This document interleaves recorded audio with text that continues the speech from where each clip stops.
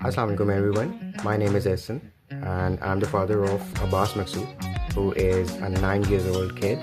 I just wanted to portray his talent with the Legos that he created out of the scratch. That he has created this aircraft carrier, which is not only prolific but also a very amazing creation. As you can see, this 9-year-old kid has created a perfectly designed aircraft carrier out of the Lego blocks. If you can see, he has included all the details in it.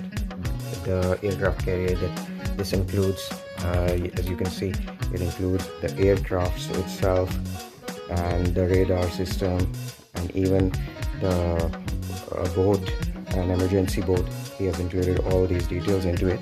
So you can see that he is a very skilled child, and the detailed engineering that he has put into this system is marvelous. So I request you all to please appreciate this kind of effort and subscribe to his channel and share his video, because children like him, they just need encouragement.